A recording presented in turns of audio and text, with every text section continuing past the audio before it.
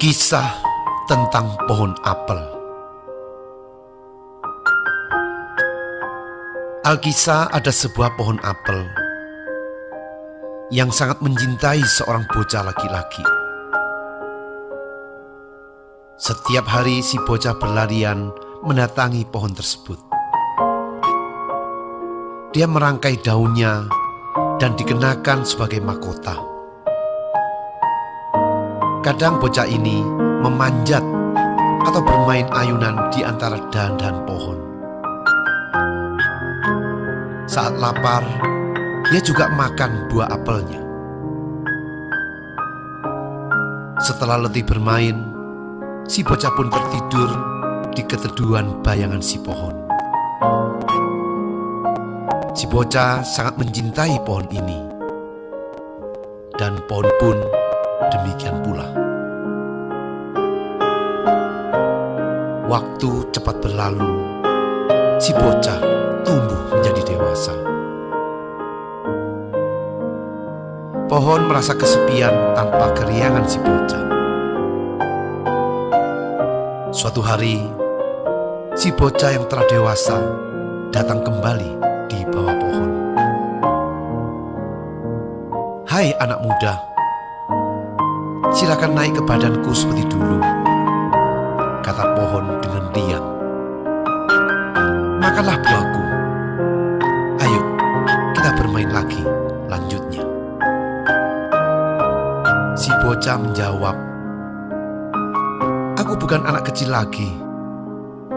Aku tidak akan memanjat pohon dan bermain seperti dulu.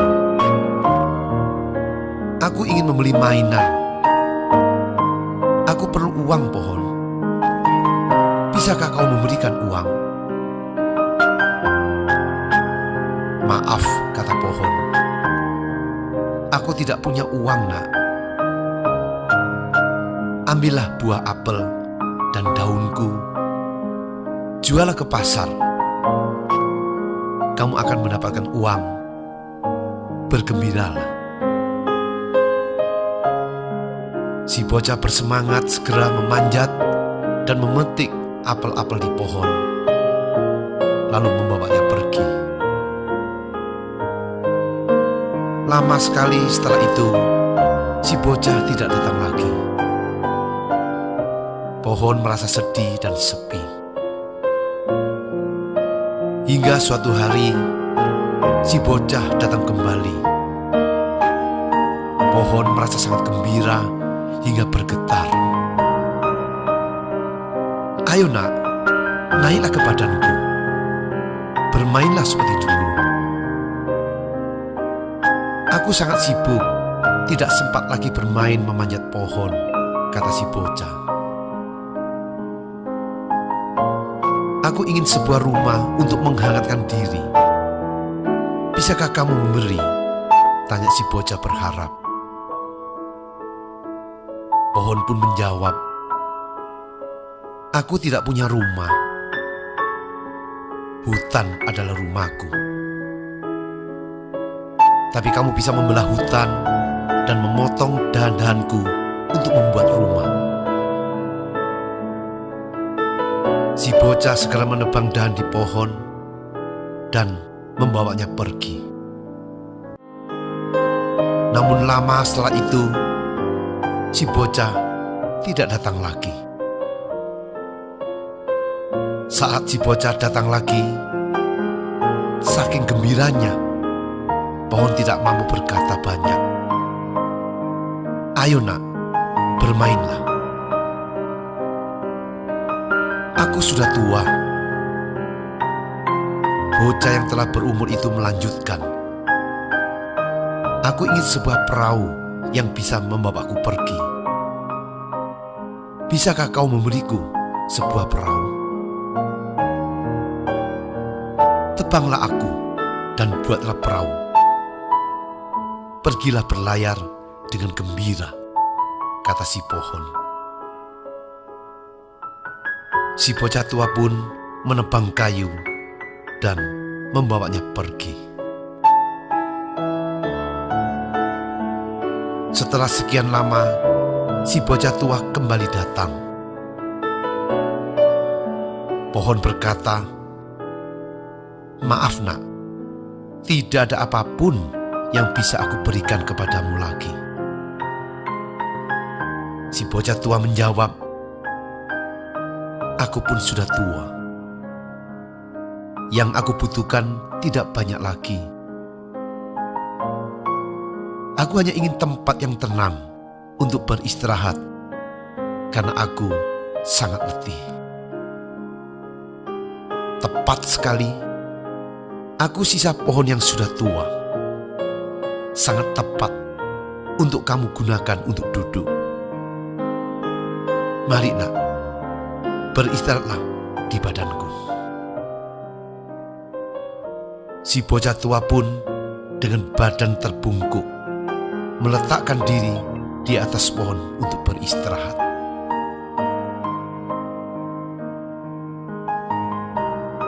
Sahabat, pohon ini sama dengan ayah atau ibu kita. Saat mereka kesepian sendirian, saat mereka membutuhkan kita, di manakah kita anak-anaknya berada? Semua telah diberikan kepada kita. Berapa banyak waktu yang kita sisihkan untuk mereka? Berapa perhatian yang telah kita berikan kepada mereka? Suatu hari kelak, kita pun akan menjadi seperti pohon itu. Semoga kita pun bisa menjadi pohon yang berbahagia.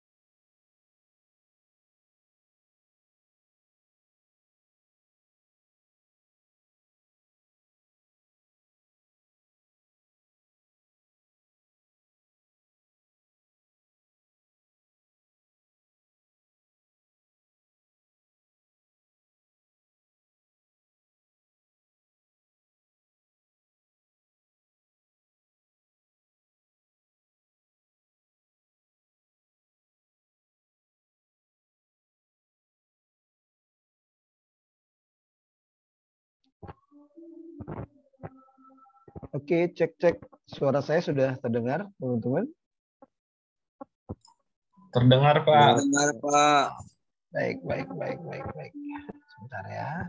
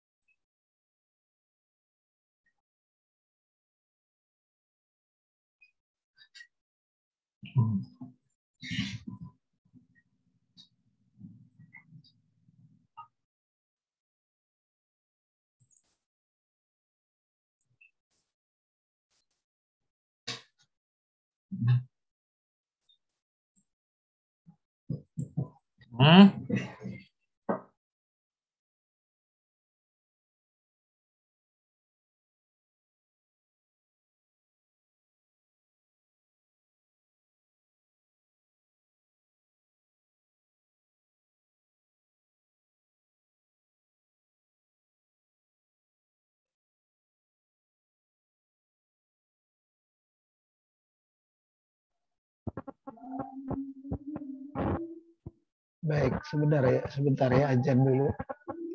Sebelah rumah.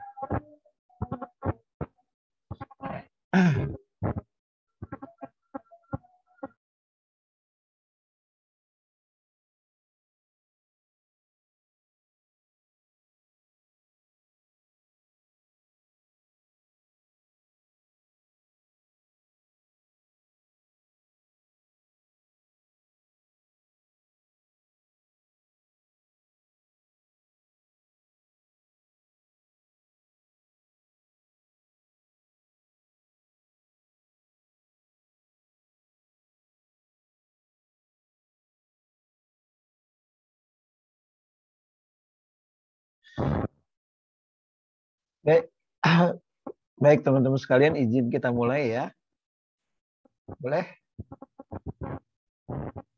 Halo, Baik, boleh Pak. dimulai. Baik ya. Baik, Oke, Pak. Bismillahirrahmanirrahim. Assalamualaikum warahmatullahi wabarakatuh. Waalaikumsalam warahmatullahi Waalaikumsalam warahmatullahi wabarakatuh. Alhamdulillah. Mudah-mudahan Rangkas cuacanya cerah ya hari ini. Cerah nggak? Mendung, Pak, mendung. Waduh. Banyak petir sini, Pak. Banyak petir. Tadinya petirnya masih di Bogor tadi. Bogor baru aja hujan, Depok. Berarti sekarang pindah hujannya ke Rangkas. Baik teman-teman sekalian, cepat aja ya. Hari ini cepat kita sudah sampai di pertemuan yang ke-6. Insya Allah ya, pertemuan ke-6. Artinya satu kali pertemuan lagi masuk UTS ya. Sambil sebelum saya masuk materi, saya reminder buat teman-teman yang belum menyelesaikan tugasnya. Ya, ada tugas dari pekan 1, pekan 2, jangan sampai terlewat. Karena sebelum UTS biasanya saya sudah melakukan rekapitulasi. Nilai-nilainya sudah direkap, nilai-nilainya sudah masuk dan dikirim ke BAK untuk nilai tugas ya. Oke, teman-teman semua, barusan ada yang chat di grup ya. Chat di grup untuk ngebahas proposal ya. Saya pikir gini teman-teman ya, jadi kalau proposal, mau diskusi proposal, silakan teman-teman gunakan hari selain hari kuliah ya, supaya di hari kuliah ini kita fokus di materi bahan ajar, sehingga tidak ngebahas proposal. Jadi silakan teman-teman gunakan antara hari Senin sampai hari Sabtu ya, hari Ahad juga boleh kalau teman-teman mau diskusi tentang proposalnya. Jangan gunakan di jam kuliah ya. Kalau digunakan di jam kuliah, buat saya nggak ada masalah. Tapi teman-teman kesian. Karena materinya nanti nggak selesai ya. Materinya nggak selesai. Sementara materi untuk entrepreneur ini sangat padat ya. Harusnya 3 SKS, tapi saya masih dapat 2 SKS. Baik teman-teman semua, hari ini kita bahas satu materi yang asik-asik luar biasa. Tapi biasanya materi ini suka dibuat alergi sama mahasiswa ya. Mahasiswa khususnya ketika ngelamar kerja ya. Kalau ngelamar kerja pasti suka dengar kata-kata marketing itu jadi alergi ya.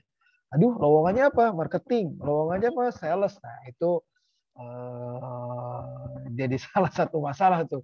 Padahal ketika teman-teman yang ada di bagian marketing, itu ada teman-teman yang siap masuk menuju pimpinan ya. Karena orang-orang marketing itu biasanya orang-orang yang fighting spiritnya luar biasa, menguasai luar dalam perusahaan ya, menguasai luar dalam. Kenapa? Karena marketing itu sebelum dia bergerak keluar memasarkan produk, mau nggak mau dia harus menguasai produk. Menguasai produk berarti menguasai perusahaannya. Kalau sudah menguasai perusahaannya, baru dia bisa terjun perang ke dunia kompetisinya di luar. Jadi orang marketing itu menguasai internal dan eksternal. Jadi harapannya kalau sudah dengar materi ini, teman-teman sudah mulai punya gambaran, oh ternyata marketing itu dunia yang ajib gitu ya, dunia yang penuh dengan seni. Karena marketing itu ilmunya nggak ada habisnya, dan kata kuncinya di marketing itu nggak ada hitung-hitungannya kayak orang akuntansi ya. Kalau akuntansi kan hitungan terus ya. Dan marketing itu nantinya ketika teman-teman ada di lapangan akan ketemu sesuatu yang luar biasa ya. Nah, hari ini marketingnya saya bagi dua teman-teman, karena marketing itu cukup luas bahasanya. Kita akan bahas di pertemuan yang sekarang adalah advertising, marketing, sama branding ya, 3 materi. Nah, sebelumnya saya mau tanya nih, kelas 5C sudah dapat mata kuliah sistem pemasaran belum? Semester 5 akuntansi, sistem pemasaran sudah dapat belum? Belum, Pak. Ada juga manajemen pemasaran. Manajemen pemasaran udah dapat? Manajemen pemasaran? Sudah. Oke, kalau sudah. Sebatas teori atau sudah praktek? Teori, Pak. Teori. Oke, teori. Baik, saya akan masuk ke implementasi marketingnya ya. Jadi kita nggak bicara teorinya, tapi kita langsung bicara praktiknya, bagaimana kita melakukan strategi marketing untuk produk kita maupun produk yang dimiliki perusahaan tempat kita bekerja ya. Oke, kita masuk materinya. Nah, jadi hari ini kita masuk nih strategi yang pertama. Nah, karena teman-teman sudah belajar strategi pemasaran, saya mau tanya deh sama Elvira. Boleh dong Elvira buka mic-nya? Open mic Elvira. Apa Bapak? Bapak maaf masih di jalan pulang. Lagi di jalan pulang. Padahal ini sudah mulai kuliah. Oke. Ya. Ganggu nggak? Ganggu nggak Elvira? Ganggu ya? Baik, nggak fokus. Nggak fokus, kasihan. Oke, saya tanya sama yang sudah ada di rumah. Kang Farhan. Kang Farhan. Iseng-iseng saya mau tanya nih, iseng-iseng berhadiah. Kang Farhan, monitor. Bisa open mic. Iya, Pak. Nah, Kang Farhan, di sistem pemasaran tuh ada istilahnya 4P, Kang. Masih ingat nggak? 4P itu apa aja, Kang? 4P. 4. Iya, P-nya ada 4. Apa aja coba? Ayo. Apa ya? Apa ya? P-nya ada 4. Yang 2 udah ada di layar tuh, Kang Farhan. Produk, price. Apalagi coba 2-nya. Ayo. Atuh, ini nanti sidang sidang ditanya salah tuh. Nanti ini semester 5 ya, sebentar lagi. Promosi. Satu lagi. Apa ya? Apa ya? Agak lupa, Pak. Bukan agak Oke. lupa, udah lupa. Oh, udah lupa. Semester berapa sih, Kang? Ininya mata kuliahnya manajemen pemasaran? 3. Oh, semester 3. Baik, diingat-ingat teman-teman ya. Waduh, rumah saya hujan deras nih sekarang. Baik, teman-teman semua, 4P itu yang pertama, sebelum kita bicara marketing, kita harus tahu produknya. Nggak mungkin bicara pemasaran kalau nggak ada produknya. Nah, jadi harus ada produk. Setelah sudah ada produknya, yang kedua harus ada harganya. Orang marketing nggak bisa jualan kalau nggak tahu harga barangnya. Jadi ada produk, ada price. Kalau sudah ada produk, ada price atau ada harga, yang ketiga adalah ada tempatnya, place-nya. Tempatnya bisa tempat offline, misalkan ruko, atau dengan menggunakan marketplace, ya, Tokopedia dan yang lainnya. Dan yang terakhir adalah strategi promosi. Jadi sekali lagi teman-teman diingatkan ya. Jadi 4P itu ada produk, ada price, ada place, ada promosi. Atau kalau bahasa Indonesia ada barangnya, ada harganya, ya, ada tempatnya, dan ada promosinya. Nah, sekarang kita akan bahas satu persatu teman-teman semua. Secara praktisi ya, bukan secara konseptual ketika teman-teman belajar sistem pemasaran. Marketing itu adalah fundamental ya. Marketing itu adalah fondasi. Fondasi mana? Fondasi perusahaan maupun fondasi bisnis. Setiap perusahaan pasti ujung tombaknya selalu ada marketing. Tanpa marketing, perusahaan tidak akan bisa menghasilkan profit yang bagus. Kalau marketing ini adalah bagaimana memperkenalkan produknya supaya dibeli, dan dibeli lagi oleh konsumen. Sehingga sebuah perusahaan dikatakan tumbuh ketika terjadi yang namanya repeat order. Lagi ya, repeat order, pembelian ulang. Jadi marketing fundamental itu ada di semua perusahaan. Karena tujuannya adalah bagaimana sebuah produk dikenal oleh masyarakat, lalu bagaimana sebuah produk dibeli oleh dirasakan manfaatnya oleh masyarakat, dan sehingga masyarakat itu merasa membutuhkan dan dia melakukan yang namanya repeat order. Nah, perusahaan disebut tumbuh atau perusahaan disebut bagus pertumbuhan ekonominya kalau terjadi yang namanya repeat order, terjadi yang namanya pembelian ulang. Jadi kalau ada satu konsumen beli tapi dia nggak beli lagi, berarti perusahaannya belum dikatakan tumbuh. Ya, marketing dikatakan berhasil ketika seorang konsumen bisa melakukan pembelian ulang, berulang, dan ulang. Ya, paham ya? Itu fundamentalnya. Pertama ya. Lalu yang kedua adalah yang harus dipahami oleh teman-teman semua, dimanapun teman-teman bekerja di perusahaan, baik perusahaan yang besar maupun yang perusahaan yang kecil, ingat kata-kata sakti ini. Hati-hati ya. Bahwa semua merek rawan lenyap. Semua perusahaan rawan hilang kalau tidak dirawat dengan serius.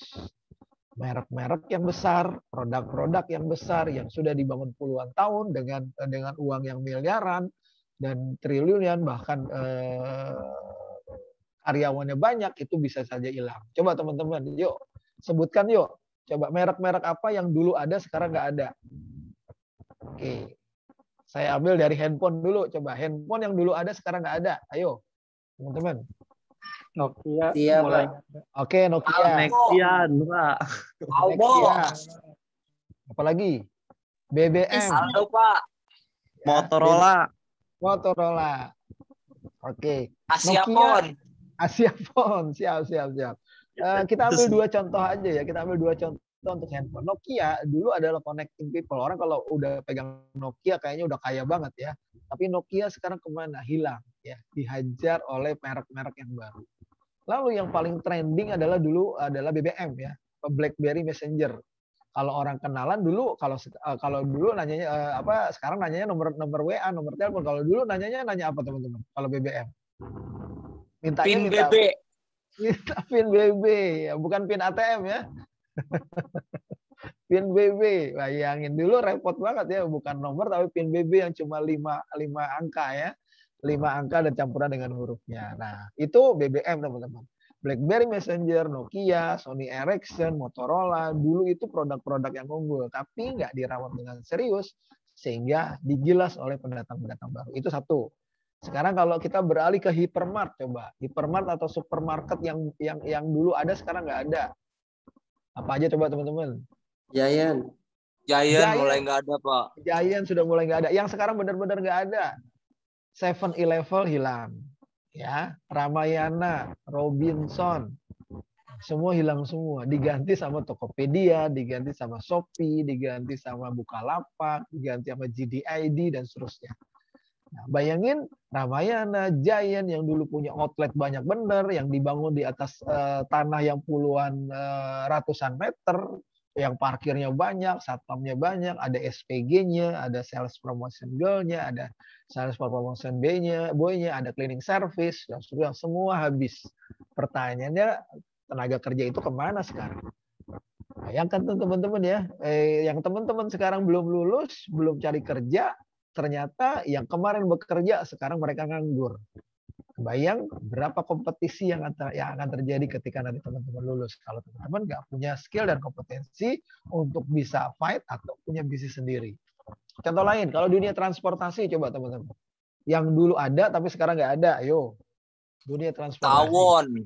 Mobil Apa tawon, Pak. Mobil tawon apa tuh? Mobil tawon di Lebak apa tuh? Taksi ya kalau di Jakarta taksi dulu ada presiden taksi yang warnanya kuning, ada Kosti Jaya, dihajar habis sama Gokar sama Gojek.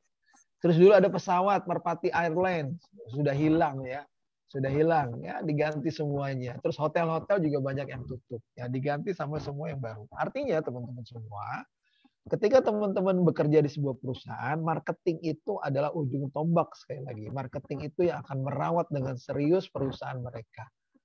Ya. Nah, marketing itu adalah ujung tombak. Nah, di sini benang merahnya adalah sebagai seorang pemasar atau sebagai seorang pemilik bisnis, strategi Anda harus melihat yang warna merah. Ya. Teh Fitria bisa bantu saya baca? Teh Fitria Wahyuni. Nggak monitor ya. Tehana aja yang sudah open video. Tehana, halo. Iya, Pak. Ya, bisa baca yang warna yang saya kotakin warna merah, Teh? Iya. Biar teman-teman jelas. Menjawab kebutuhan konsumen di era disrupsi ini. Oke, terima kasih Tehana. Nah, tantangan marketing sekarang adalah menjawab kebutuhan konsumen. Nah, kenapa menjawab kebutuhan konsumen? Karena dulu strategi marketing itu dulu satu arah, teman-teman. Tapi sekarang adalah dua arah. Jadi kita harus pandai-pandai menjawab apa yang dibutuhkan konsumen di era sekarang. Ya, konsumen itu butuh semuanya serba praktis, serba mudah. Nah, itu yang harus dilihat. Paham ya? Jadi semua merek, sekali lagi teman-teman jangan sombong ketika bekerja di sebuah perusahaan yang besar, harus dirawat marketingnya. Atau kalau teman-teman nanti main di UKM, juga harus pandai-pandai melakukan strategi marketing. Pokoknya strategi marketing itu banyak ya. Ada yang blue ocean, ada yang red ocean, nanti kita bahas ya. Blue ocean itu laut biru, red ocean itu laut merah berdarah-darah, nanti kita bahas. Lanjut ya. Sekarang saya minta tolong sama siapa nih? Teh Rani. Teh Rani, bisa open mic? Teh Rani, Iya, Bapak. Trihandaya. Oke, bisa bacain Teh Rani yang ada di slide paragraf ke-1 dan kedua. Iya. Bisa dibantu. Pemasaran atau marketing adalah proses penyusunan komunikasi terpadu yang bertujuan untuk memberikan informasi mengenai barang atau jasa dalam kaitannya dengan memuaskan kebutuhan dan keinginan manusia. Yang kedua itu ada pemasaran, dimulai dengan pemenuhan kebutuhan manusia yang kemudian bertumbuh menjadi keinginan manusia. Gitu, Pak. Oke, makasih Teh Rani ya. It's good, Ya, suaranya jelas banget. Jadi teman-teman, sebelum kita masuk praktek, di sini harus digarisbawahi sebagai tenaga pemasar ya, atau kita yang nanti suka dengan pemasaran, atau ketika kita nanti punya bisnis ya, punya bisnis kita nggak boleh alergi sama marketing. Marketing adalah proses penyusunan komunikasi terpadu. Berarti komunikasinya dua arah, antara komunikan dan komunikator. Komunikan berarti yang memberikan informasi, komunikator yang menerima informasi. Tujuannya memberikan informasi tentang barang kita, produk kita atau jasa kita untuk apa? Memuaskan kebutuhan dan keinginan. Ada dua teman-teman ya, memuaskan kebutuhan dan keinginan. Kenapa? Karena kebutuhan dan keinginan itu beda. Kalau kebutuhan itu orang bisa beli lagi. Kalau keinginan biasanya satu kali. Ya, contohnya sembako itu kebutuhan. Kalau keinginan biasanya sekunder. Jadi kalau kebutuhan itu primer. Jadi kata kunci seorang pemasaran adalah sebelum membuat strategi dia harus pandai melihat bahwa strateginya harus memenuhi kebutuhan manusia dulu. Baru kemudian bisa merubah menjadi keinginan. Jangan dibalik ya. Karena kalau kebutuhan, orang akan butuh dengan produknya. Kalau butuh, dia repeat order. Ingat tadi ya, perusahaan yang tumbuh adalah perusahaan ketika konsumennya melakukan transaksi ulang. Ya, konsumen yang beli lagi, itu berarti dia terlihat butuh dengan produknya, sehingga perusahaan dinyatakan tumbuh. Kalau orang beli satu kali, berarti dia nggak butuh. Ya, jadi bagaimana seorang marketing bisa membuat strategi supaya orang terpenuhi kebutuhannya yang kemudian berubah menjadi keinginan. Dalam nih ya. Oke ya, sekarang kita masuk nih. Masuk. Sekarang saya tanya sama teman-teman semua ya. Nah, kenapa keinginan dan kebutuhan manusia secara umum, teman-teman perhatikan gambarnya sebelum kita masuk gimana cara menjual produk atau memasarkan produk. Secara umum, kebutuhan manusia itu sama, teman-teman. Menurut siapa? Menurut Abraham Maslow di teori human motivation. Ya, teori motivasi manusia, kebutuhan manusia itu semuanya sama di seluruh dunia. Ya, apa aja itu? Cuma ada dua, kebutuhan primer dan kebutuhan sekunder. Lihat ada di pojok, ada primer sama sekunder. Kebutuhan primernya dua, yaitu fisiologis, sandang, pangan, papan. Jadi kebutuhan dasar manusia, dia butuh pakaian, ya, fashion, sandang, lalu butuh makanan, kuliner, lalu butuh papan. Papan itu properti, perumahan. Pasti semua manusia butuh ini semua. Ya, baru naik ke level kedua. Setelah sudah dipenuhi sandangnya, dipenuhi pangannya, dipenuhi papannya, baru dia meningkatkan tentang keamanan dirinya, rasa amannya. Ini kebutuhan primer. Ini paham ya? Nah, kalau sudah primernya sudah dikuasai, sudah dipenuhi maksud saya, baru individual need-nya, keinginan manusia naik. Ingin berhubungan secara sosial dan ingin punya harga diri dan aktualisasi diri. Sekali lagi, kebutuhan manusia sama. Loh, Pak, kalau kebutuhan manusia bagaimana? Kalau kebutuhan manusia sama, bagaimana kita mendapatkan respon dari konsumen? Nah, untuk mendapatkan respon dari konsumen, Anda jangan lihat di kebutuhan ininya, kebutuhan primer dan sekunder, tapi Anda lihat di perbedaan masing-masing manusia. Sekali lagi ya, kebutuhan manusia sama, baik primer maupun sekunder, tapi mereka punya perbedaan yang spesifik antara primer dan sekunder. Perbedaannya apa? PQ dolar TN. Ya, di sini dilihat ya, PQ dolar TN. P itu artinya apa? Setiap manusia pengen produk yang berbeda. Produknya yang kau berikan. Aduh, siapa yang lagi kuliah sambil dengerin dangdut ya? Siapa? Mika ya? Mika Kaela. Sambil kerja atau gimana ini Mika? Lagi nikahan, Pak. Oh, lagi nikahan. Masya Allah. Kirain sambil kerja. Ya di kafe atau di mana. Nggak masalah. Oke, lanjut ya. Nanti di mute aja ya. Oke, sampai di mana tuh kan? Kalau dangdut kan jadi bikin goyang jempolnya. Oke, nah lanjut ya. Nah, kalau kebutuhan manusia itu sama baik primer maupun sekunder, nah bagaimana produk itu bisa terjual? Nah, produk itu bisa dijual ketika kita memahami perbedaan dari masing-masing manusia. Perbedaan individual need-nya. Produknya pasti beda. Laki-laki sama perempuan pasti punya produk yang berbeda ya. Kalau produknya sudah berbeda, pasti kualitasnya juga berbeda antara si A sama si B. Contohnya, kualitas barang yang diminati sama Elvira sama Fitria pasti beda. Ya, menurut Elvira sudah baik, belum tentu menurut Fitria baik. Karena kualitas itu tergantung individualnya. Jadi kita bisa menjual produk kita berdasarkan produknya. Yang kedua, berdasarkan kualitasnya. Terus yang ketiga, yang membedakan adalah apa? Yang membedakan adalah daya beli, harganya. Daya beli manusia itu beda-beda ya harganya.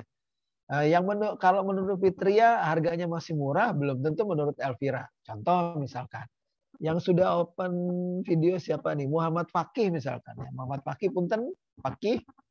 Ya Pak. Fakih, kalau Fakih lagi makan di restoran nih, di rumah makan, yang dilihat di menu makanan itu bagian kiri atau bagian sebelah kanan? Pertama kali dilihat Fakih. Sebelah kanan Pak. Sebelah kanan. Apa itu sebelah kanan, Ki? Harganya dulu. Harga. Betul, manusiawi. Nah, makanya jadi sebagai orang marketing, sebagai orang pemasar, kita tahu bahwa kelemahan manusia adalah dia selalu membanding-bandingkan harga. Ya, apalagi mahasiswa ya. Kalau mau traktir pacar, traktir teman-temannya, dia nggak lihat menunya, dia lihat yang di sebelah kanan mahal atau nggak begitu mahal semua, dia pindah ke kafe sebelahnya, dia pindah ke restoran sebelahnya. Oke, lanjut ya. Jadi yang pertama yang membedakan di antara masing-masing personality adalah produk yang diinginkan, kualitas yang diinginkan, juga harganya. Terus yang ketiga apa yang membedakan? Yang bisa menjadi daya tarik marketing, yaitu waktu. Waktu apa? Waktu barang itu sampai ke tangan konsumen. Waktu pengantaran, waktu delivery.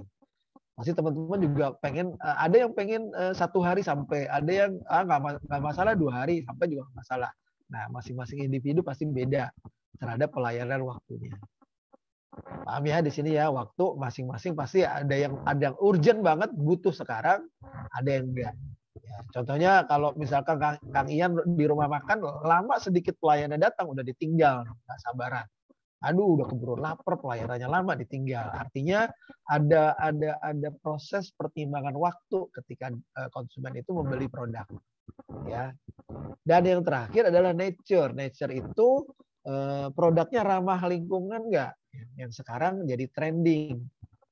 Ketika sebuah produk ramah lingkungan pasti disukai oleh manusia. Sampai di sini paham ya teman-teman ya. Jadi manusia itu kebutuhannya sama semuanya. Menurut Abraham Maslow ada primer sama sekunder.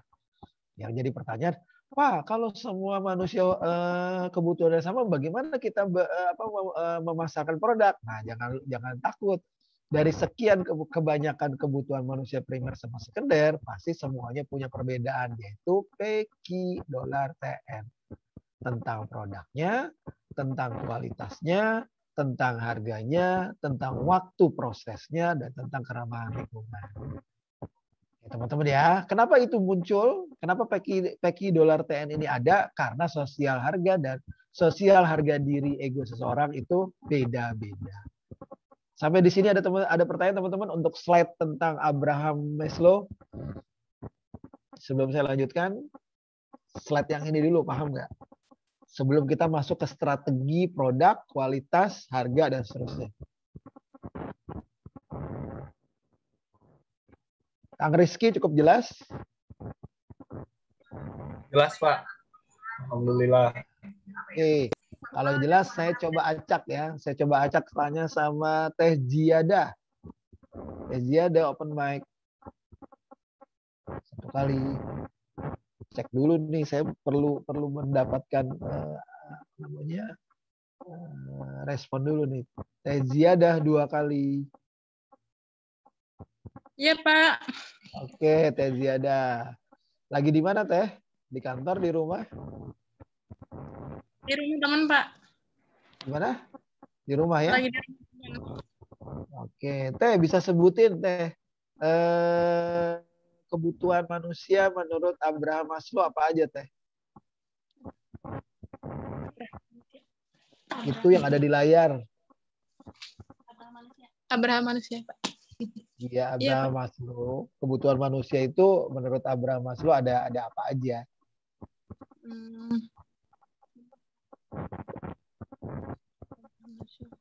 Itu di layar. Kamu lihat handphone nggak?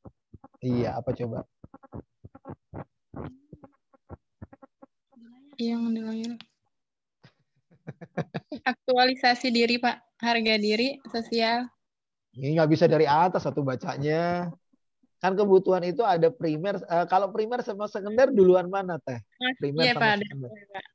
Duluan mana? Standar, Primer. Terus? Keamanan, sosial, harga diri, sama aktualisasi diri. Oke, sekarang pertanyaannya, kalau kebutuhan yang primer yang mana, Teh? Jadi ada. Yang primer, yang paling utama. Sandang, pangan. Wah, itu. Iya, hati-hati teman-teman lo ya. Udah 3 semester lagi teman-teman skripsi lo ya. Ini teori manajemen, ini akuntansi ya, Abraham Maslow. Yang primer itu ada 2 teman-teman ya, sandang pangan papan dan security, keamanan. Ini warna kuning teman-teman. Ya, kalau yang sekunder itu ya tentang hubungan sosial, harga diri dan aktualisasi diri. Oke, makasih Teh. Nggak fokus kamu ya. Nanti kalau sidang mudah-mudahan nggak ketemu saya ya. Kalau ketemu saya tanya lagi nih. Oke, saya tanya sama Kang Jumanta. Kang Jumanta apa Teh Akang ya? Jumanta ya? Kang? Jumanta kalau siang, Pak. Kalau malam Jumanti. Halo Jumanti. Keren. Yang bilang bukan saya ya, kamu sendiri ya. Bisa double gitu, Kak. Bisa double gitu. Berarti penghasilannya besar dong, Kang ya. Oke, Kang.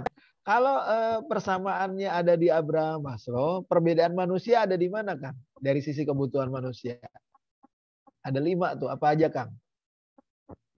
Yang membedakan kebutuhan manusia ada 5. Apa tuh, Kang?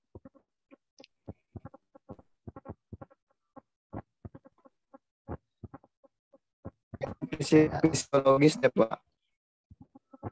Salah itu mah. Itu ada di atas PEKI dolar TN. Apa tuh PEKI dolar TN?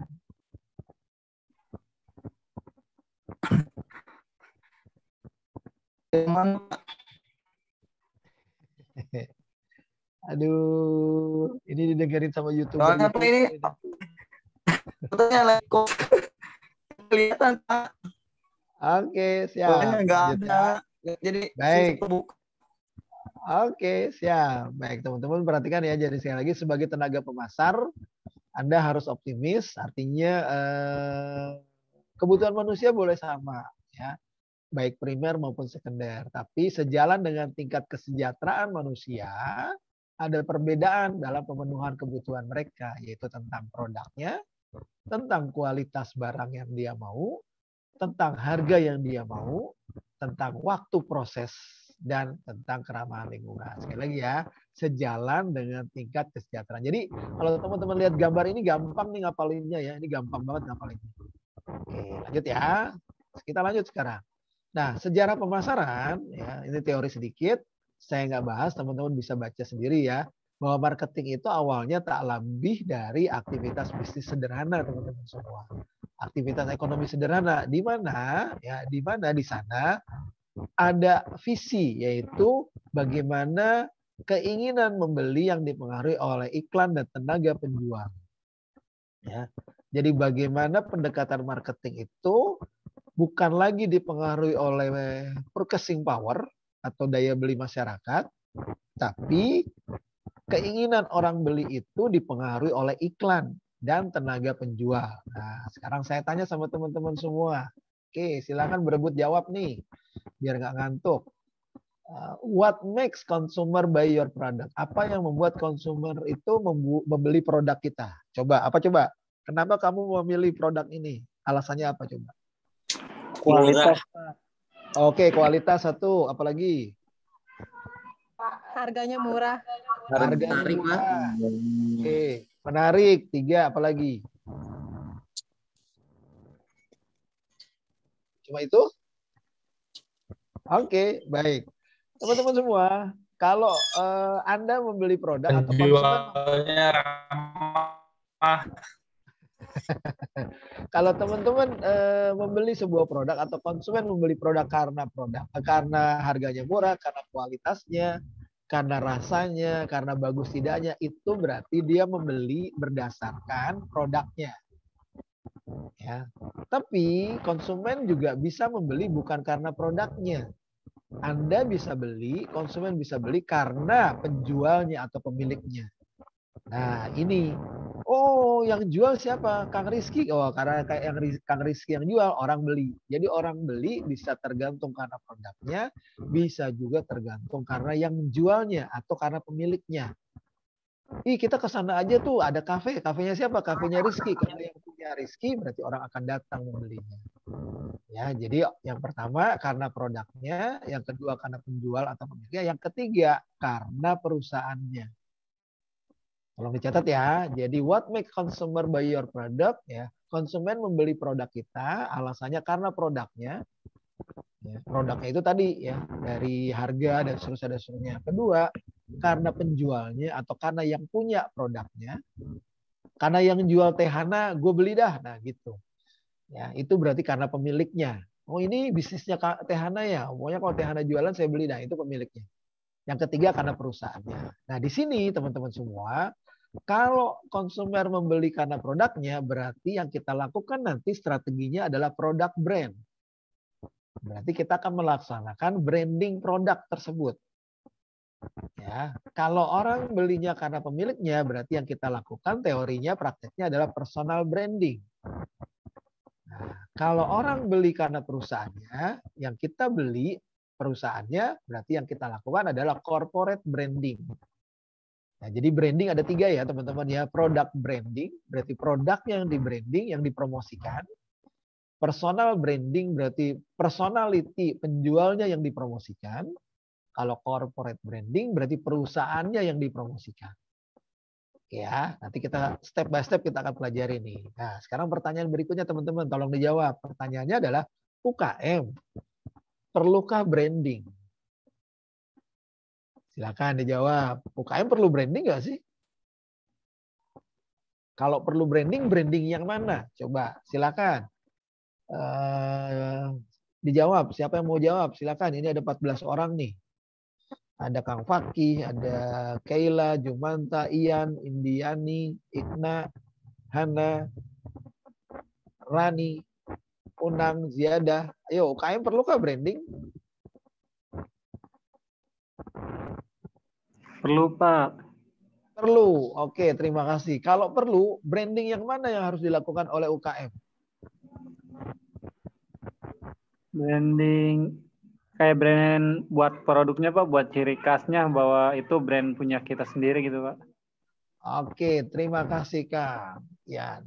Baik, sekarang saya jelaskan teman-teman ya. Diingat teman-teman ya, teman-teman itu nanti semester 7 ya, semester 7 atau semester 6 semester depan akan melakukan KKN ya atau KKU ya. KKU-nya teman-teman itu kan langsung pendampingan di desa ya, pendampingan UKM ya.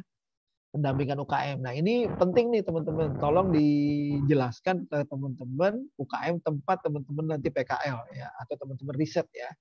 Kalau akuntansi kan dia nggak KKU seperti manajemen yang jualan ya, tapi Anda langsung terjun ke lapangan membantu UKM-UKM yang ada di pedesaan. Nah, teman-teman, jawaban Kang Ian itu sementara betul. Tapi saya akan jelaskan kenapa sementara benernya. Kok benernya sementara, nggak bener-beneran ya. Oke, misalkan tadi yang saya udah jawab Kang Ian ya. Misalkan Kang Ian cuma punya sebuah produk baru nih. Produknya Kang Ian newcomer, ya, newcomer belum dikenal sama orang, ya. Belum dikenal sama orang, masih seumur jagung, baru 3 hari lahir nih produknya. Baru di packaging, baru dikasih nama, baru dibuat brosurnya. Ya, kalau Kang Ian melakukan proses product branding, akan sulit bersaing dengan kompetitor, dengan yang sudah ada. Ya, akan sulit, bukan cuma sulit, butuh proses yang amat sangat lama dan butuh biaya besar. Jadi teman-teman semua, kesalahan UKM-UKM di Indonesia adalah terlalu fokus di produk branding untuk bersaing dengan produk yang sudah ada. Jadi saran saya, untuk produk-produk yang baru, startup, lakukan yang pertama kali itu adalah bukan produk branding. Terus apa dong Pak? Nah, sekarang saya tanya sama Kang Ian. Kang Ian bisa open mic? Iya Pak. Oke, Kang Ian umurnya berapa tahun? Punten Kang. 22 Pak. 22 tahun. Oke, selama 22 tahun berarti sudah banyak dong teman-temannya Kang Ian, bisa ratusan bahkan ribuan Kang Ian ya, betul nggak? Iya Pak. Teman dari mana? Teman keluarga, ya teman keluarga, ada adik, ada kakak, ada paman, ada bibi, ada kakek, ada nenek, dan semuanya kenal Kang Ian. Terus teman kecil, teman TK, teman SD, teman SMP, teman SMA, itu alumni semua. Teman mahasiswa semester 1 sampai semester 5. Belum teman pengajian, belum teman nongkrong, belum lagi teman di perusahaan, belum lagi teman di Karang Taruna. Artinya, Kang Ian sudah dikenal banyak orang sebagai personality. Jadi buat teman-teman UKM, aku tahu teman-teman yang punya bisnis baru, lakukan pertama kali adalah personality branding. Pencitraan diri dulu. Kalau Kang Ian sudah dikenal baik oleh banyak orang, baru kenalkan produknya. Ya, jadi orang membeli produk tersebut bukan karena produknya, tapi karena orangnya dulu. Kalau orangnya sudah dikenal, baru Kang Ian bilang, kenalin saya Ian, masih ingat dong teman kita kan teman SD atau kita kan teman SMP. Gue punya bisnis baru nih. Oh iya Kang Ian, apa kabar? Udah lama gak ketemu nih. Kalau teman SMP atau teman SD, saya punya bisnis baru nih. Nah, karena dia sudah kenal Kang Ian, sehingga Kang Ian bisa memperkenalkan produknya. Bayangkan kalau Kang Ian belum dikenal sama siapa-siapa, terus ujuk-ujuk Kang Ian mau lihat produk baru punya saya dong. Punya saya enggak? Nah, orang akan bingung. Produk apa nih? Nah, terus boleh lihat brosurnya enggak? Habis lihat brosurnya, boleh tester enggak? Aduh, kelamaan. Ujung-ujungnya beli enggak? Enggak. Nah, ya, jadi gitu ya teman-teman ya. Jadi UKM perlukah branding? Sangat perlu. Tapi strateginya yang pertama bukan lakukan produk branding, tapi personality branding, pendekatan secara personal. Ya, karena teman-teman sudah lebih dulu dikenal oleh banyak orang dibanding produk yang baru dibuat. Sampai di sini ada pertanyaan teman-teman 5C untuk product branding, personal branding, sama corporate branding sebelum kita eksekusi caranya. Mangga. Teh Dini, Teh Elvira, Kang Farhan, Teh Fitria, mangga. Kalau mau tanya rugi ya, kalau nggak nanya itu berarti kayak Anda bayar kuliah tapi nggak dapat apa-apa. Nanya. Bapak izin bertanya. Nah, silakan Teh. Bapak untuk contoh yang nomor 3 itu maksudnya gimana ya Pak untuk perusahaannya? Oke, sip. Alhamdulillah. Saya sengaja pancing Teh. Saya belum jelasin corporate-nya. Nah, gitu dong ya. Ya, kalau corporate branding itu contohnya adalah yang kita perkenalkan bukan produknya, tapi perusahaannya. Kan teman-teman kemarin sudah saya kasih minta bikin kelompok kan, ada nama produk, ada nama perusahaan Tehana. Beda nggak nama perusahaan sama nama produk kemarin Tehana kelompoknya? Beda Pak. Nah, paham di sini sudah? Udah paham belum Tehana? Iya paham Pak. Contoh gini, Tehana kelompoknya kemarin bikin produknya apa Teh? Rencananya yang kemarin? kurban itu Pak. Yang kurban kan? Ya. Yang kurban. Terus nama perusahaannya, nama koperasinya apa Teh? Misalkan. Namanya Mas Kanul Kurban. Itu apanya? Nama perusahaannya. Iya, nama perusahaannya. Nama jasanya apa? Jasanya tabungan kurban kan? Ya, tabungan kurban. Nah, gitu teh. Jadi produknya tabungan kurban, tapi nama perusahaannya beda. Gitu. Contoh misalkan mobil apa ya? Mobil Avanza. Saya nyebutin merek jadinya Avanza. Perusahaannya apa? Toyota atau Honda? Toyota. Nah, itu nama corporate brandnya Toyota. Toyota Avanza. Fred, Honda Fred. Ya. Kijang. Toyota Kijang. Ya. Yang selalu di depan itu apa? Selalu di depan. Yamaha, Pak. YBH. Ya, Yamaha. Yamaha itu berarti corporate brand teh, ya. Paham ya Teh Hana ya? Jadi corporate brand itu lebih luas daripada produk brand. Ya. Yamaha itu kan bukan produk, Yamaha itu corporate-nya. Produknya ada motor, ya. Motornya ada motor bebek, ada motor matic, itu produknya. Oke, paham Teh Hana? Paham, Pak. Oke, nah pertanyaannya siap, sama-sama. Pertanyaannya, apakah kita harus melakukan tiga-tiganya? Iya, tapi butuh proses. Kenapa? Untuk melakukan tiga-tiganya butuh budget yang amat besar. Makanya budget yang amat minim, kecil banget adalah personality branding. Karena Anda nggak butuh brosur, Anda nggak butuh apa-apa, hanya butuh pendekatan aja secara personality. Pakai WA, ketemu, ngobrol-ngobrol, ini namanya personal branding. Kayak asuransi, datang ke rumah Anda nawarin asuransi. Tuh, kalau yang nawarin asuransi teman pasti beli kan. Wah, karena gue kasihan sama dia, gue beli dah, kan gitu ya. Jangan karena kasihan ya. Oke, lanjut teman-teman semua. Kita lanjut sekarang strateginya. Nah, teman-teman semua, sekarang dilihat di sini ya. Saya nggak bahas yang atasnya. Tolong fokus di paragraf yang paling bawah ya, warna merah. Pendekatan marketing itu menyangkut 3 elemen, hanya 3 elemen. Ya, dulunya, yaitu apa? Advertising. Advertising itu apa teman-teman? Ada yang tahu? Advertising itu apa? Iklan. Yes, iklan. Advertising iklan, habis iklan selling, jual, beli, dan distribusi. Jadi iklan, jual, kirim. Ya, jadi pendekatan marketing itu dulunya cuma ada 3.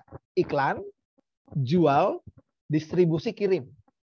Kirim sampai mana? Kirim sampai pembeli kan gitu. Jadi proses marketing itu gitu aja. Iklan, jual, beli. Itu zaman dulu, ya, zaman dulu. Nah, sekarang karena perubahan pergerakan zaman yang luar biasa, digital yang luar biasa, sekarang sudah berubah strateginya. Seperti ini, teman-teman. Ya, seperti ini. Jadi di advertising itu sekarang sudah masuk pemilihannya lagi. Ya. Jadi pemilik bisnis itu sekarang menomorduakan yang namanya selling. Jadi sebelum selling, nah di sini ada 3 level lagi di dalamnya. Makanya sekarang strategi marketing itu benar-benar harus dalam banget dikuasai. Nah, sekarang saya tanya sama teman-teman semua, mana yang paling penting nih? Advertising, marketing atau branding? Ayo. Marketing. Oke, marketing katanya. Ada lagi? Marketing, Pak. Marketing. Oke. Ada lagi? Marketing semua ya, sepakat ya? Oke. Sekarang saya terjemahkan sedikit pakai bahasa strategi perang, teman-teman ya. Advertising ini adalah peluru. Peluru untuk menembak target sasaran. Kalau sudah ditembak, dia kena, dia mati. Berarti dia beli. Ya. Marketing ini adalah strategi cara untuk menembaknya. Nah, branding ini adalah tahapan untuk memilih targetnya. Ya, jadi yang pertama kali kita bahas adalah sebelum membuat strategi perang, kita tentukan dulu siapa yang mau kita tembak. Kalau Anda langsung main tembak aja, semua orang ditembak mati. Nah, nanti jadinya apa? Wrong target, salah target. Kalau salah target, pasti budgetnya besar, tapi targetnya nggak dapat. Ya. Jadi advertising ini iklan, teman-teman. Bagi-bagi brosurnya harus tepat. Jadi advertising itu kayak peluru, ditembak, door, bagi-bagi brosur. Nggak semua orang dibagi brosur. Nah, cara cetak brosur tuh mahal, teman-teman ya. Kalau ngabisin brosur dicetak, dibagi-bagi terus sama orang dibuang lagi kan sedih kita. Bagi-bagi brosur dibuang. Makanya membagi-bagi brosur itu harus punya strategi. Nah, strateginya namanya marketing. Sebelum membuat strategi marketing, kita siapkan dulu brandingnya. Dikenal nggak produk kita? Dikenal nggak pemiliknya? Contoh misalkan, apapun makanannya, minumnya apa? Aku Apapun makanannya, minumnya apa? Teh sosro. Itu bukan marketing. Itu adalah branding. Brandingnya teh sosro. Ya, jadi kalau udah branding, orang langsung apapun makanannya belinya pasti teh botol sosro. Istilahnya ada di sana. Ya itu branding ya. Jadi sekali lagi teman-teman, banyak yang memilih advertising, tapi ternyata ini yang membedakan produk yang bagus dengan yang tidak. Jadi yang membedakan produk yang bagus dengan yang tidak adalah bukan di iklan, tapi di branding dan marketingnya. Advertising hanyalah bagian kecil dari sebuah strategi marketing. Bagian kecil teman-teman semua. Bangga, ada yang mau kamar kecil. Nah, jadi branding sama marketing ini nanti yang membedakan bisnis Anda dengan kompetitor. Ya, iklan boleh sama, ya, brosur boleh sama, tapi brandingnya yang membedakan. Ya, jadi bagaimana strategi branding dan marketing untuk sebuah bisnis yang tepat. Nah, ini baru kita lakukan. Jadi paham ya? Jadi sekali lagi levelnya, kuasain branding dulu, nge-brand dulu, diingat dulu produknya. Branding itu tetapkan dulu caranya bagaimana, baru siapkan strategi pemasaran, baru tembak konsumennya dengan iklan, ya, dengan brosur. Itu namanya advertising. Lanjut ya, kita langsung masuk sekarang. Sudah mulai menjurus. Ini saya nggak bahas teman-teman ya, silakan dibaca aja. Ini cuma teori ya, dan pasti sudah dibahas di mata kuliah strategi pemasaran ya. Nah, sekarang kita perhatikan ini gambar keren nih. Dalam perusahaan ya, entah Anda bekerja dimanapun ya, atau ketika nanti Anda sudah punya bisnis, Anda harus punya yang namanya divisi bagian branding dan marketing. Ini dua sisi yang berbeda, branding sama marketing ya. Jadi ibarat burung Raja Wali itu dua sayap yang nanti akan menggerakkan perusahaan, yaitu sayap marketing dan sayap branding. Nah, sekarang kita bahas satu-satu ya. Marketing itu apa sih? Marketing itu orang-orang marketing itu kalau ngelihat pasar adalah jumlah orang yang akan membeli produk. Jadi kalau dia lihat, wih orangnya banyak nih, pasti yang beli banyak. Nah, itu orang marketing tuh. Jadi dia nggak bisa ngelihat orang banyak tuh. Begitu ngelihat orang banyak, dia langsung jualan. Itu namanya orang marketing. Jadi Anda bisa melihat tipikal orang marketing itu begitu. Ya, begitu lihat orang banyak, dia langsung jualan. Jadi ini namanya physical asset. Asetnya fisik, secara fisik dia lihat. Paham ya, marketing itu pasar adalah jumlah orang yang akan membeli produk. Nah, kalau branding emang beda Pak. Branding beda. Kalau branding adalah pasar adalah jumlah merek yang ada di kepala konsumen. Ya, jadi kalau di situ ada 100 orang, ya ada 100 orang, berarti di kepala orang itu pasti kalau setiap kepala ada 5 merek, berarti di kepala orang itu harus ada 500 merek. Dan dia harus terpilih di atas 500 merek. Ya, contoh misalkan keberhasilan branding, coba saya mau tanya sama teman-teman semua nih, coba sebutkan 3 merek mie instan yang ada di kepala teman-teman yang paling diingat apa coba mie instan yang paling diingat? Indomie goreng. Indomie goreng. Oke, coba anak kos cepet banget kalau Indomie. Ramen. Oke teman-teman. Nah itu berarti keberhasilan branding. Jadi dia ingat deh, ya ingat itu intangible asset, aset yang tidak terukur tuh. Ya, ibarat di laci ya. Jadi branding itu ibarat kepala orang itu lacinya lemari teman-teman. Jadi di laci itu ada 3 mie instan. Mana mie instan yang dibeli itu keberhasilan marketing. Ya, jadi bagaimana Anda mempengaruhi. Itu kenapa itu suaranya putus-putus. Jadi sekali lagi ya, branding itu adalah bagaimana mempengaruhi konsumen supaya konsumen beli produknya. Nah, sekarang kita lihat teman-teman, kalau branding sudah, marketing sudah, baru tahap yang ketiga, yaitu tahap sales, menjual. Ya, sales ini tinggal jualan. Jadi beda ya teman-teman ya, kalau ada lowongan sales itu tenaga penjual. Kalau lowongan marketing ini orang yang merencanakan strategi marketing. Ya, di atasnya sales. Ya, ada lagi yang namanya branding. Nah, branding sama marketing ini sejajar teman-teman ya, terus sejajar. Nah, Kalau dari teori ekonomi teman-teman ya, branding itu disebut stimulan. Marketing itu persepsi. Ya. Stimulan ini ibarat gini teman-teman. Kalau teman-teman main basket ya, pegang bola, kalau dilempar bolanya ke tembok pelan, pantulannya juga akan pelan. Ya, lemparnya pelan, pantulannya pelan. Istilahnya rebound. Kalau lempar ke temboknya kencang, pantulannya juga kencang, reboundnya kencang. Nah, jadi kalau brandingnya kuat, orang akan mempersepsikan produknya adalah produk yang bagus. Ya, brandingnya kuat banget nih, waduh. Ayo kuliah di Latan sama Siro. Orang keinget terus ayo kuliah di Latan sama Siro. Sehingga persepsi orang terhadap produk ini menjadi bagus. Ya, stimulan dan coba misalkan selalu di depan. Orang langsung berpikir, oh yang selalu di depan ini adalah motor Yamaha. Berarti motor Yamaha selalu ada di depan. Dia nggak akan pernah bisa kalah kalau jawab balapan. Itu namanya persepsi. Ya, baru orang yakin untuk sales beli.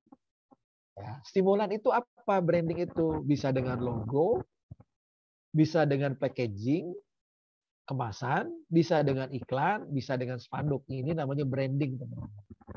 Nah, advertising ada di dalam sini. Advertising itu spanduk, banner, iklan tuh. Makanya teman-teman di tugasnya kan diminta membuat logo juga kan dan seterusnya. Persepsi itu adalah marketing. Nah, adalah brand perception. Ya, persepsi orang terhadap sebuah merek. Sehingga hasil dari branding marketing ini akan muncul 4C, teman-teman.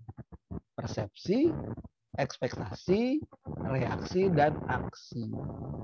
Jadi buat teman-teman yang masih jomblo nih ya, kalau branding sama marketingnya nggak berhasil, berarti persepsi orang terhadap teman-teman ini nggak bagus. Sehingga ekspektasi dia bergaul sama teman-teman males ah.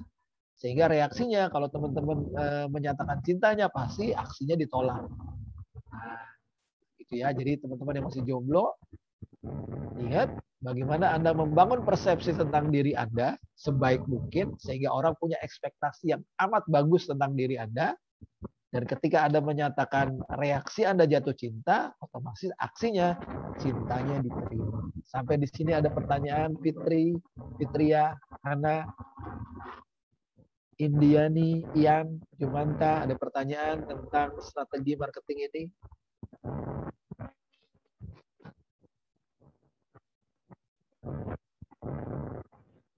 Teman-teman, slide saya nggak ada definisi ya. Jadi Anda catat sendiri definisinya. Nah, kalau definisi itu nanti cari di buku aja. Saya lebih banyak memberikan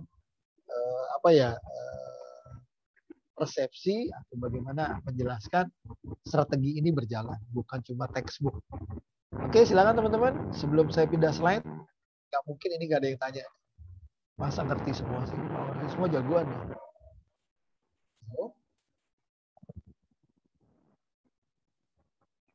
Saya tanya sama Indiani, ada pertanyaan Indiani atau Ratnasari nih? Dua nama. Nggak ada, Pak. Nggak ada. Jelas Indi?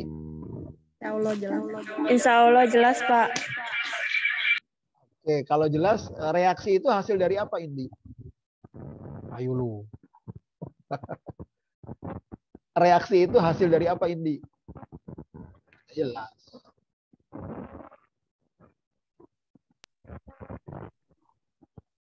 Ayo Indi, udah open mic. Reaksi itu muncul hasil dari apa Indi? Dari itu nggak, Pak, menjamin future. Reaksi itu nomor berapa Indi? Nomor 3. Nah, berarti reaksi itu terjadi karena nomor 1 dan nomor 2. Oh. Karena persepsinya dia baik, sehingga dia punya ekspektasi. Jadi Indi itu punya persepsi terhadap cowok ini, aduh cowok ini kayaknya cool banget deh. Nah, sehingga Indi punya ekspektasi luar biasa terhadap cowok ini. Gitu. Sehingga ketika cowok ini menyatakan cintanya, reaksinya menerima. Gitu. Paham ya? Jadi reaksi itu muncul karena adanya persepsi dan ekspektasi. Bukan terasi. Oke, lanjut teman-teman.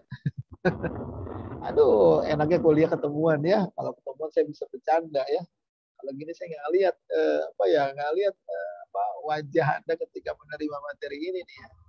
Karena materi ini kalau bingung akan kelihatan mukanya pada bengong semua. Kalau ngerti kelihatan manggut-manggut gitu ya. Oke, lanjut teman-teman semua ya. Nah, sekarang Itu kayak Farhano, Pak. siap. Nah, sekarang bagaimana mendefinisikan pemasaran abad ke-21 sekarang? Bagaimana mempraktekannya sekarang ya? Nah, teman-teman sekalian pasti udah belajar teorinya ya. Teorinya pasti udah belajar. Bahwa sekarang strategi pemasaran itu akan sangat berbeda ya dalam hal menyampaikan. Bisnisnya sama, konsumennya juga sama, tapi cara menyampaikannya sekarang yang berbeda. Berbeda maksudnya bagaimana? Karena sekarang industrinya adalah 4.0. Bisa menjelaskan ya, kalau 1.0, 2.0, 3.0 sama 4.0 pasti paham ya. Kalau industri 1.0 atau 1.0 ini masih pakai menggunakan mesin uap nih ya. Zaman dulu lah revolusi. Nah, 2.0 ini pakai produksi massal, sudah ditemukan yang namanya listrik nih 2.0. Jadi jangan sampai teman-teman nanti kalau lamar kerja terus ditanya perbedaan industri 1.0, 2.0, 3.0, 4.0 apa? Bingung. Aduh, kesian banget ya. 1.0 terciptanya mesin ya pertama kali masih uap, belum otomatisasi. 2.0 terjadi otomatisasi, sudah ada listrik. 3.0 sudah makin baik otomatisasinya. Kenapa? Karena sudah ada komputer, ada elektronik, listrik, komputer, dan industri 4.0 yang sekarang sudah ada yang namanya IoT, Internet of Things, sama networking jaringan. Jadi sekarang adanya di 4.0. Ya, kalau dulu masih pakai mesin, ya pakai mesin diganti sama orang, sekarang orangnya diganti pakai mesin lagi. Coba di jalan tol dulu masih pakai orang kan ya. Sekarang di jalan tol masih ada orang nggak? Penjaga tol. Nggak ada, Pak. Udah nggak ada. Diganti sama apa? Mesin. Mesin ya. Mesin tap ya. Dulu orang anak-anak akuntansi pasti pengen banget kerja di teller bank ya. Kerja di bank perbankan. Sekarang orang buka rekening di bank nggak perlu ke bank, nggak perlu ke teller, dia langsung buka aplikasi aja di mobile banking, selesai. Nah, berarti kan lowongan pekerjaan makin lama makin sedikit. Ya. Berarti kompetisinya harus luar biasa ya. Oke, lanjut teman-teman semua. Nah, terjadi shifting teman-teman, pergeseran. Shifting itu pergeseran. Pergeseran dari dunia yang tadinya serba manual, sekarang serba internet. Sudah pakai AI, artificial intelligence, ya, big data, robot, cloud computing. Cloud itu awal. Surat menyurat dulu pakai perangko, sekarang sudah berganti sama email, electronic mailing. Belajar di kelas, sekarang sudah ganti lagi belajar dari jarak jauh, e-learning kayak hari ini nih e-learning. Semua berganti nih semua ya. KTP, pelaporan sudah pakai iKTP, e-government. Bayar dulu pakai tunai dulu, pakai kembalian kayak di pasar ya. Terus kita punya uang recehan, uang kembalian, bau lagi uangnya, sobek-sobek lagi. Nah, sekarang tidak ada pembayaran tunai sama cash. Bayarnya pakai e-payment, ada GoPay, ada Dana, dan seterusnya. Penjualan sudah nggak ada lagi sekarang pakai toko. Pakai apa? E-commerce. Rapat, pakai e-bisnis. Kalau beli tiket gimana teman-teman? Pakai apa? Beli tiket.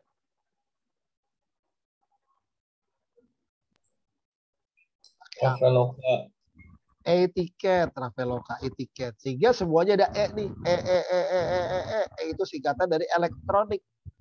Elektronik, dan manusianya sekarang menjadi elektronik dan, atau artinya edan manusianya. Ini edan semua nih.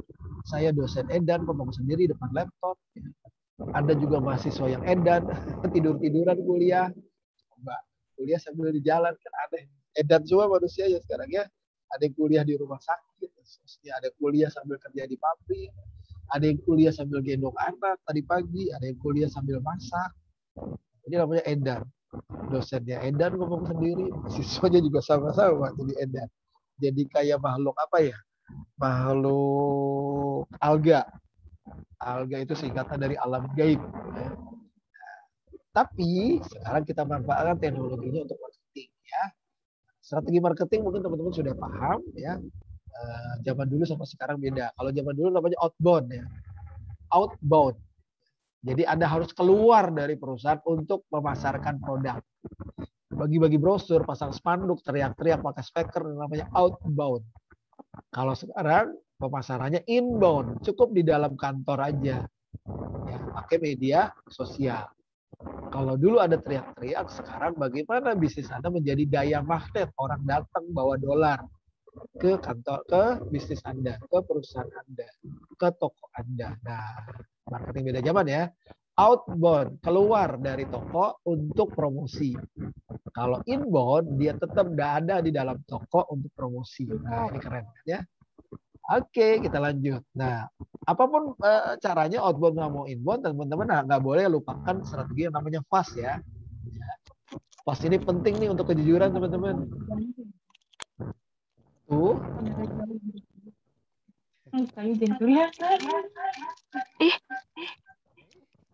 Lagi ada ngegosip. Fitria.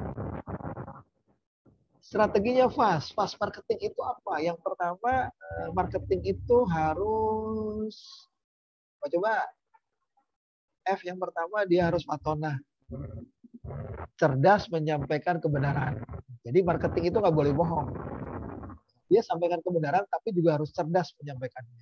Lalu A-nya harus amanah. Iklannya harus benar dan bisa dipercaya. Jangan bohong iklannya. Ya, kalau diskon benar-benar diskon. Ya. Kalau gratis benar-benar gratis. Lalu S-nya harus sidik. Perkataan dan perbuatannya juga harus benar. Dan yang terakhir harus tablik. Menyampaikan, menggambarkannya juga harus benar. Jadi marketing itu tidak boleh ada dusta di antara konsumen dan produsen. Tidak ada dusta di antara kita. Kalau ada dusta, konsumen kecewa, wah bisa rame di media sosial, produk Anda viral, dan produk Anda nggak ada yang beli nanti. Ya. Oke, sekarang kita masuk ya. Strateginya gimana jualan? Kita bahas yang pertama dulu ya, produk. Yang 3, 4 nanti kita bahas pekan depan. Produk berarti Anda harus siapkan ya bagaimana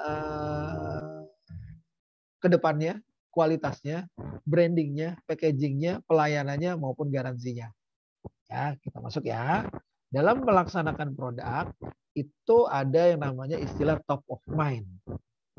Top of mind itu adalah keberhasilan branding membuat produk itu diingat terus oleh konsumen. Contoh, saya mau tanya sama teman-teman nih, kalau apapun makanannya, minumannya tadi sudah terjawab ya, teh botol sosro. Kalau kedua, bicara mie instan, tadi sudah terjawab juga ya. Kalau yang ketiga, kecap, apa coba top of mind-nya? ABC sedap. ABC sedap, ada yang bangu tadi katanya ya. Oke, top of mind itu. Kalau air mineral? Aqua. Aqua, ada le minerale dan seterusnya. Kalau di kampus apa tuh? Kalau di kampus ya beda ya. Kalau selalu di depan sudah, kalau pompa air, jet pump apa coba? Top of mind-nya. Nyo. Sanyo. Oke, Shimizu juga boleh ya. Oh, oke, siap. Nah, teman-teman, keberhasilan top of mind tadi karena keberhasilan ini. Nah, ini strategi marketing yang paling jitu. Jadi ada 5 tahap, teman-teman. Jangan sampai terbalik. Bentuknya seperti apa ini? Ada yang tahu dibentuknya seperti apa? Corong. Corong air atau corong minyak ya. Artinya kalau yang dituang banyak, yang keluar pasti sedikit. Maksudnya gimana? Ketika kita marketing, ya, kita marketing itu hukumnya namanya hukum Pareto, teman-teman. Rumusnya 10-5-31. 10-5-31. Kalau kita promosi sama 10 orang, ya, 5 orang mikir-mikir untuk beli, ya, 5 orang mikir-mikir untuk beli, ya. 3 kemudian dia datang ke tempat Anda, 1 untuk beli. Ya, itu pasti. Jadi kalau ada promosi 10, nggak mungkin 10-10-nya beli. Nah, jadi makin banyak Anda promosi, makin baik. Ya. Nah, prosesnya ada 5, teman-teman. Yang pertama adalah sebagai marketing, Anda harus melakukan yang namanya awareness. Awareness itu tujuannya untuk mendapatkan perhatian. Dia aware deh sama gue, dia perhatian sama gue kan gitu kalau anak-anak milenial ya. Awareness itu tujuannya apa? Supaya orang tahu produk yang kita buat. Nih. Jadi gimana orang mau beli kalau orang belum tahu produknya, belum tahu isinya. Nah, ini namanya awareness. Jadi strategi pertama, bagaimana orang tahu tentang bisnis kita, produk kita.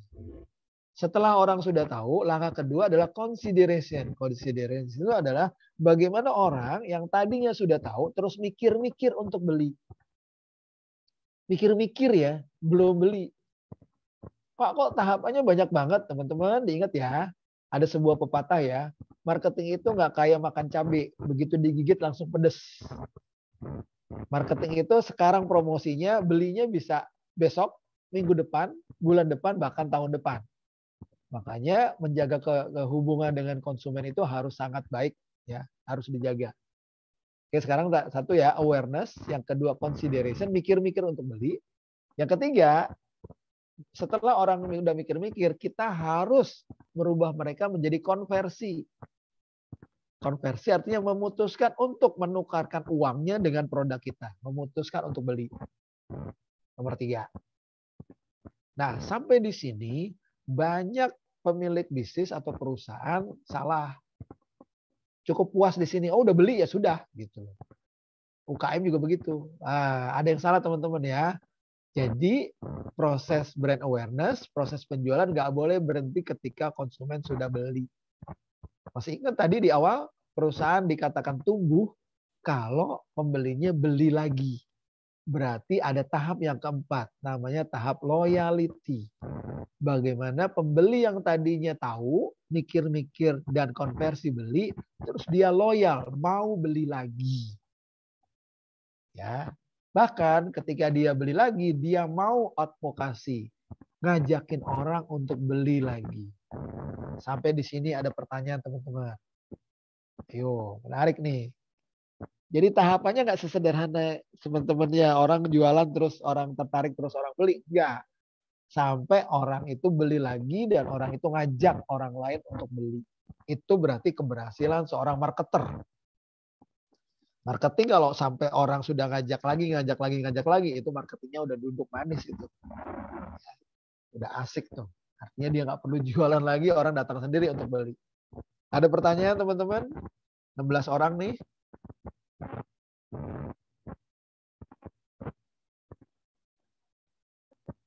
Lagi pada makan malam ya. Kalau makan malam ajak-ajak dong. Ini kuliah sambil makan enak ya. Jam-jam segini. Teh Hana lagi makan bakso ya Teh? Enggak apa. Enggak bercanda saya. Saya lihat di kamera kok. Yang nggak lihat di kamera ini bahaya nih. Lagi apa nih? Oke. Teh Hana ada pertanyaan Teh? Izin bertanya. Ya. Kan kadang di tahapan conversion ini dalam marketing tuh sulit Pak. Karena pemikiran para konsumen kan beda-beda ya Pak ya. Kita udah nawarin kayak gini, tapi ada aja yang ya udahlah ntar aja gitu. Gimana caranya Pak untuk meyakinkan seorang konsumen ini nih? Exactly, keren. Siap. Nah, makanya saya butuh pertanyaan itu. Kenapa? Karena ini kita belum bicara tekniknya ya. Ini baru teorinya. Nah, sekarang caranya gimana gitu ya. Kan Teh Hana nanya, caranya gimana? Caranya di slide berikutnya teman-teman ya. Caranya adalah next. Kita bahas caranya teman-teman. Caranya begini teman-teman ya. Awareness itu tadi apa? Awareness itu adalah supaya konsumen tahu tentang produk Anda. Jadi ini tahapannya harus dilakukan pelan-pelan teman-teman. Kalau sudah berjalan, it's okay, it's asik ya. Saya udah mengalami marketing ini hampir 30 tahun ya. Saya ngurusin banyak-banyak produk dan seterusnya ya. Nah, yang pertama adalah untuk konsumen tahu tentang produk kita, ada 4 step teman-teman yang harus dilakukan step by step. Jadi yang pertama kita prospecting dulu tuh. Prospecting itu artinya kita data dulu. Siapa-siapa saja yang mau kita kenalin dengan produk kita. Ya, itu namanya prospek. Ya, kita prospek. Gue lagi di prospek. Nah, atau kita prospek loh, kita prospek yuk si dia. Nah, itu namanya prospek. Kita sedang ngincer dia. Ya, kita mau tembak dia. Nah, setelah sudah dipilih kan teman-teman punya teman SD, teman SMP tadi dipilih dulu siapa yang kira-kira sesuai dengan target kita. Sesuai dengan karakter produk yang mau kita sampaikan. Itu namanya prospecting. Nah, setelah diprospek, sudah dipilih-pilih, baru tahap kedua penetrasi, pendekatan, PDKT kita sama dia. Jangan langsung jualan dulu, pendekati dulu. Hai, apa kabar? Assalamualaikum. Masih keinget sama saya nggak, teman SD, teman SMP. Nah, kayak gitu. Itu namanya marketing, itu namanya sales. Ini kalau di kelas offline, saya langsung ngajarin praktek nih ya. Satu orang saya tarik ya, kayak saya ngajarin tim saya untuk jadi SPG dan seterusnya ya. Penetrasi itu namanya. Nah, habis penetrasi baru setelah sudah dapat chemistry-nya, sudah dapat frekuensi yang sama, baru kita promosi. Kita mempromosikan produk kita sambil kita pencitraan diri, personality branding. Nanti orang itu biasanya manggut-manggut. Belum beli, dia masih manggut-manggut. Manggut-manggutnya bingung atau manggut-manggut kesel, itu biasa ya. Namanya marketing biasa ditolak ya. Harus tabah untuk ditolak ya. Ditolak itu kalau Anda ditolak berarti Anda punya asumsi ya ditolak. Berarti Allah akan berikan saya pembeli yang lebih besar lagi gitu ya. Jadi jangan rugi kalau ditolak satu orang. Di belakang Anda masih ada 1.000 orang lagi yang nanti akan beli. Itu optimis. Nah, sekarang setelah mereka sudah manggut-manggut, baru lakukan consideration. Bagaimana mikir-mikir untuk beli? Bagaimana supaya mereka yang tadinya manggut-manggut terus mikir untuk beli? Kayaknya gue butuh beli nih. Nah, ini lakukan yang namanya kualitas produk. Jadi kita berikan yang namanya tester. Kesempatan dia untuk mencoba. Ya, kita berikan dia experience. Experience to belum bayar ya, experience to enjoy with your product. Enjoy with your jasa. Nah, ya diberikan kesempatan dia menggunakan produk itu. Bawa tester. Nah, di sini dia akan merasakan dulu. Jadi jangan berharap dia beli kalau dia belum mencoba produk. Nah, pertanyaan tadi Hana, conversion, bagaimana dia yang sudah tahu produknya untuk beli? Nah, untuk memutuskan beli, nama strateginya Teh Hana dan teman-teman adalah pull marketing. Pull itu tarik. Jadi kita paksa dia, kita tarik dia untuk beli produk kita. Wih, serem banget. Nggak serem. Sadis banget, nggak sadis. Caranya gimana? Caranya dengan soft, misalkan ya. Orang Indonesia itu suka yang gratis-gratis. Ya, yang gratis-gratis. Sebentar.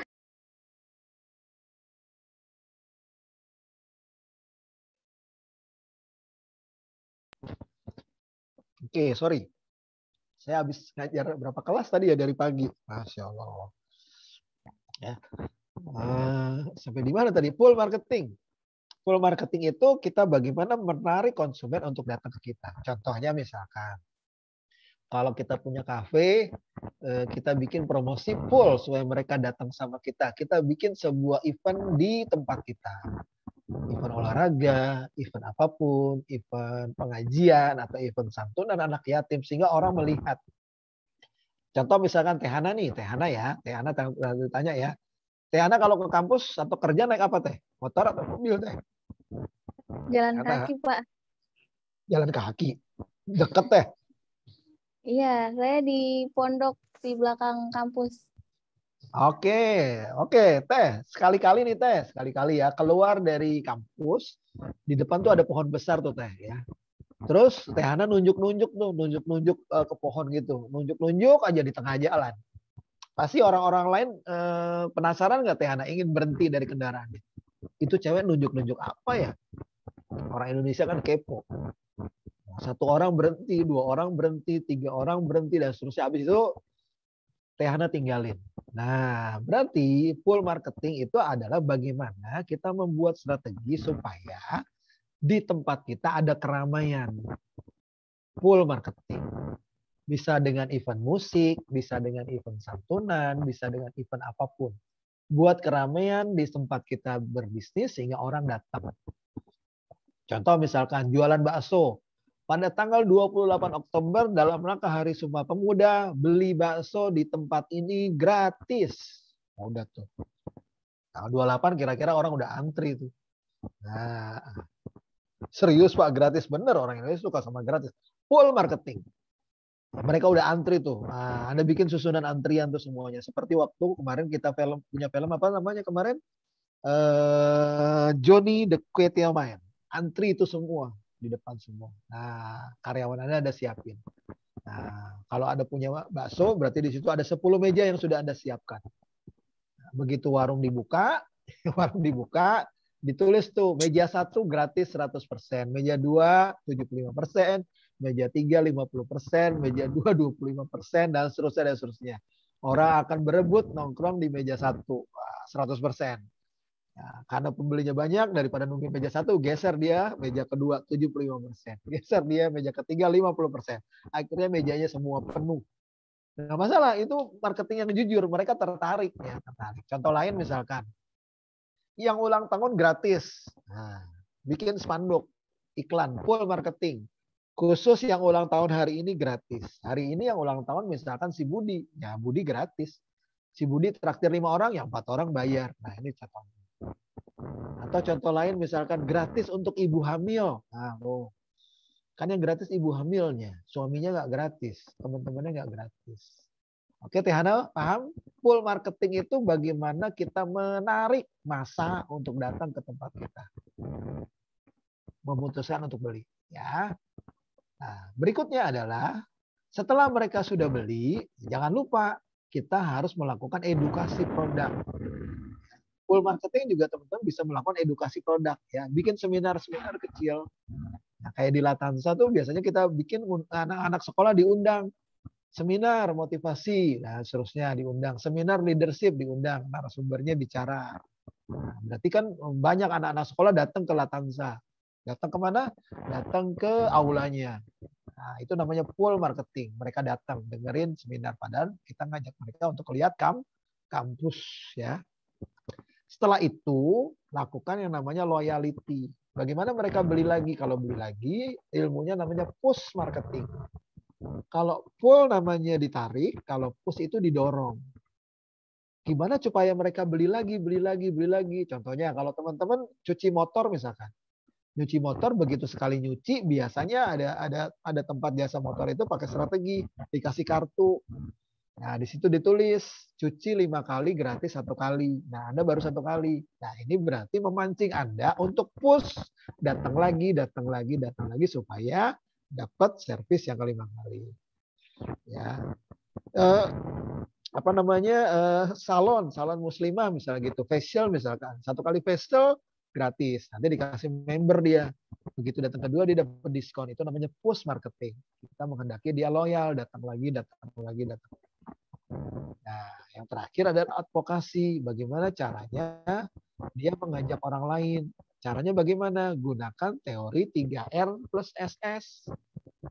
Minta rating, ya, minta bintang 5 di aplikasi kita kalau kita pakai aplikasi. Ya, atau minta review di mana? Di media sosial kita. Nah, kita rekamin videonya, kita minta rekomendasi, lalu kita minta dia share. Sehingga banyak orang yang tertarik di bisnis kita. Sampai di sini ada pertanyaan teman-teman, membangun brand awareness.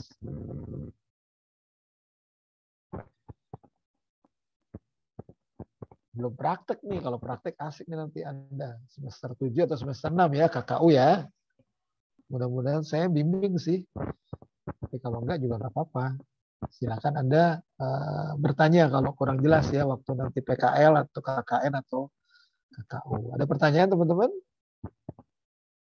Nggak ada ya, lanjut ya. Wih, waktunya cepat banget. Lanjut ya, waktunya cepat banget ya. Nah, produk, untuk produk strateginya tadi ya, strateginya seperti pertanyaan Anda tadi, kita harus diferensiasi dengan kompetitor. Ya. Kita harus punya perbedaan dengan kompetitor supaya konsumen itu tertariknya sama produk kita. Lalu kita harus punya merek, logo, identitas yang baik. Lalu punya slogan ya, tagline. Kayak tadi apapun makanannya itu tagline ya. Ayo kuliah di Latansa itu namanya tagline ya. Terus selalu di depan itu tagline dan seterusnya. Banyak tagline-nya. Lalu buat foto produk yang bagus ya. Terus baru ke promosi. Ya. Tips memilih brand supaya brand kita menjadi menarik nih teman-teman. Cari nama yang belum dipakai. Namanya harus unik dan singkat, jangan panjang-panjang ya.